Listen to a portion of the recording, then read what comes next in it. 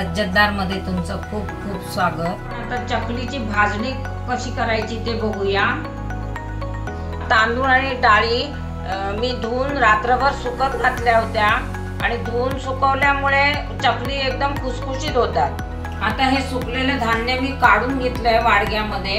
तर अर्धा किलो जाडे तांदूळ आहेत, पाव किलो चणा डाळ आहे, 125 ग्रॅम उडद डाळ आणि 50 ग्रॅम मूग डाळ, तसंच 50 ग्रॅम पोहे घेतले आहेत आणि साबुदाणा आणि धणे जिरे हे मी अंदाजे 25-25 ग्रॅम घेतलंय आणि 10 ग्रॅम मिरी घेतली आहे अंदाजे। साहित्य घेताना एक गोष्ट लक्षात ठेवायची, तांदळाच्या निम्मे चणा डाळ घ्यायची, चणा डाळीच्या निम्मे उडद डाळ घ्यायची आणि उडद डाळीच्या निम्मे मूग डाळ घ्यायची, असं हे प्रमाण लक्षात ठेवायचं। चला तर आपण आता हे सगळं आपल्याला भाजून घ्यायचं आहे। आता पहिल्यांदा आपण तांदूळ भाजून घेऊया।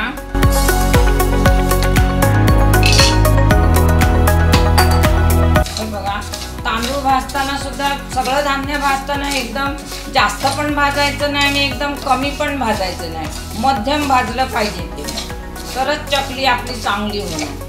हे बघा, हे सगळं सारखं आता ढवळत राहायचं आपल्याला आणि याला भाजायला जाड भांड घ्यायचं आणि गॅस पण मीडियम ठेवायचा। आता हे भाजायला मला 3 ते 4 मिनिटं लागलेली आहे। हे आता भाजून झालेलं आहे, तर मी आता या भांड्यात काढून घेते। आता आपण डाळ घेऊया भाजायला।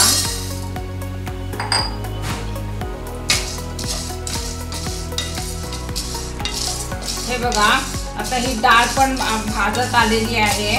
ह्याला पण 3 ते 4 मिनिटं लागली मला। जाड डाळ असल्यामुळे वेळ लागतो, बारीक डाळी लवकर भाजून होतात। चला तर मग आपण हे आता काढून घेऊया। आता मी उडीद डाळ भाजून घेते। ही पण आता ढवळत राहायची आपल्याला। ही पण डाळ आता भाजून होत आलेली आहे। ही डाळ बारीक असल्यामुळे लवकर भाजते। याला पण मला आता 2 मिनिटात भाजली गेली। चला तर मग आता काढून घेऊ। आता मी ही मूग डाळ भाजून घेते। याला पण 2 मिनिटं लागतील।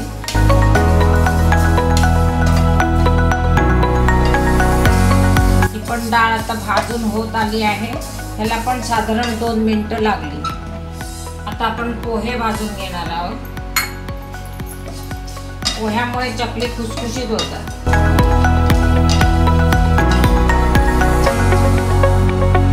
आता पोहे भाजून झालेले आहेत। आता साबुदाणे पण थोडेसे परतून घेऊया।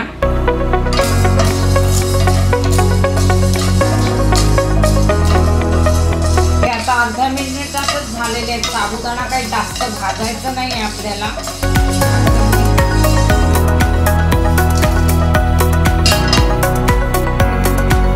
मी हे जिरं भाजून घेते। हे बघा, आता हे जिरं पण फटफटते थोडंसं, म्हणजे आपल्याला कळते की हे भाजलंय चांगलं खमंग। हे झालेलं आहे। आता मी हे धणे टाकून घेते, ते पण आपल्याला थोडेसे भाजायचे। हे बघा, धणे पण फटफटायला लागले। हे पण आता भाजून झालेले आहेत। त्याला पण अर्धा मिनिट लागलं आपल्याला भाजायला। आता आपण काळी मिरी भाजून घेणार आहोत। ती पण अर्धा मिनिट आपण परतून घ्यायची असे। हे पण आता मिरी भाजून झालेलं आहे, ते पटकन होते भाजून। हे थंड झाल्यावर आता आपल्याला बारीक दळून आणायचं आहे। चक्कीतून किंवा घरघंटीवर दळलं तरी चालेल। हे बघा, ही चकलीची भाजणी मी किलोच्या मापामध्ये घेतली आहे। तर तुम्हाला जर वाटीच्या मापाने घ्यायची असेल तर मी डिस्क्रिप्शन बॉक्समध्ये देते।